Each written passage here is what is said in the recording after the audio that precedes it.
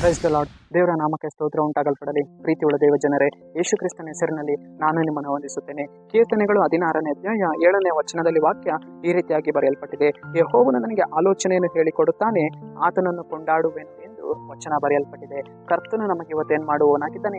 ಆಲೋಚನೆಗಳನ್ನ ಹೇಳಿಕೊಡುವವರಾಗಿದ್ದಾರೆ. ಪ್ರೀತಿಯುಳ್ಳ ದೇವ ಜನರೇ, ನಾವು ಇವತ್ತು ಅನೇಕ ವಾರ್ತಿ ನಾವು ನೆನೆಸ್ತೇವೆ, ನಾನು ಯಾವ ರೀತಿಯಾಗಿ ನಾನು ನಡಿಬೇಕು, ಏನ್ ಮಾಡ್ಬೇಕು ಅಂತ ಹೇಳ್ಬಿಟ್ಟು ನಮ್ಗೆ ಗೊತ್ತಾಗುವುದಿಲ್ಲ. ಆದರೆ ಕರ್ತನ ನಮಗೆ ಏನ್ ಮಾಡುವವರಾಗಿದ್ದಾರೆ? ಆಲೋಚನೆಯನ್ನ ಹೇಳಿಕೊಡುವವರಾಗಿದ್ದಾರೆ. ಆತನು ನಮ್ಮ ಮೇಲೆ ಕಣ್ಣಿಟ್ಟು, ಆತನು ನಮ್ಮ ಮೇಲೆ ಕೈ ಇಟ್ಟು ನಮಗೇನ್ ಮಾಡುವವರಾಗಿದ್ದಾರೆ?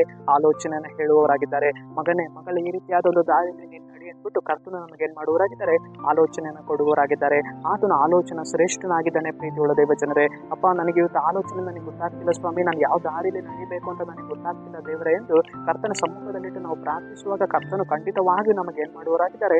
ಒಂದು ಆಲೋಚನೆಯನ್ನ ಹೇಳಿಕೊಡುವವರಾಗಿದ್ದಾರೆ. ನಾವು ಅನೇಕ ವಾರ್ತೆ ನಾವು ಬಾಧಿಸ್ತೇವೆ, ನಾನು ಏನ್ ಮಾಡ್ಬೇಕು ಅಂತ ಹೇಳ್ಬಿಟ್ಟು ನನಗೆ ಗೊತ್ತಾಗ್ತಿಲ್ಲ ಅಂದ್ಬಿಟ್ಟು ನಾವು ಅನೇಕ ವಾರ್ತೆ ಬಾಧಿಸ್ತೇವೆ. ಆದರೆ ಕರ್ತನು ಖಂಡಿತವಾಗಿಯೂ ದೇವರು ನಮಗೆ ಏನ್ ಮಾಡ್ತಾರೆ? ಆಲೋಚನೆಯನ್ನು ಹೇಳಿಕೊಡ್ತಾರೆ. ಆತನ ಆಲೋಚನೆಗಳನ್ನ ನಾವು ಏನ್ ಮಾಡಬೇಕು? ಕೊಂಡಾಡಬೇಕು. ಅಪ್ಪ, ನನಗೆ ಈ ರೀತಿಯಾದ ಒಂದು ಆಲೋಚನೆ ನೀವು ಕೊಟ್ಟಿದ್ಯಾ ಸ್ವಾಮಿ, ಅದಕ್ಕೆ ನಿಮಗೆ ಸ್ತುತಿ ಸ್ತೋತ್ರ ದೇವರೇ ಎಂದು ನಮ್ಮ ದೇವರನ್ನ ನಾವು ಯಾವಾಗ ಕೊಂಡಾಡ್ತೇವೋ ಆಗ ಇನ್ನು ಹೆಚ್ಚಿನ ಆಲೋಚನೆಗಳನ್ನು ಕರ್ತನು ನಮ್ಗೆ ಏನ್ ಮಾಡುವನಾಗಿದ್ದಾನೆ? ಕೊಂಡು ಬರುವನಾಗಿದ್ದಾನೆ.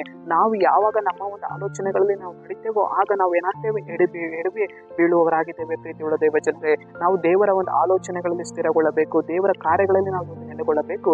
ಆಗ ಕರ್ತನು ಉತ್ತಮವಾಗಿ ನಮ್ಮನ್ನು ನಡೆಸ್ತಾರೆ. ಸರಿ, ನಾವು ಪ್ರಾರ್ಥಿಸೋಣ. ಅಪ್ಪ ಕರ್ತನೇ, ನಿಮಗೆ ಸ್ತೋತ್ರ ಸ್ವಾಮಿ. ಈ ವಾಕ್ಯ ಭಾಗ ಸಂದೇಶವನ್ನ ನೋಡ್ತಾ ಇರುವ ಜನಗಳನ್ನು ನೀನು ಮುಟ್ಟು ದೇವರೇ, ನೀನು ಅವ್ರನ್ನ ಆಶೀರ್ವಾದ ಮಾಡು ದೇವರೇ, ಆಲೋಚನೆಗಳನ್ನು ಹೇಳಿಕೊಟ್ಟು ಸಹಾಯ ಮಾಡು ದೇವ. ನಿಮ್ಮ ನಾಮಕ್ಕೆ ಸ್ತೋತ್ರ ಕರ್ತನೆ, ನಜರೇತಿನ ಯೇಸುವಿನ ನಾಮದಲ್ಲಿ ತಂದೆ, ಆಮೇನ್.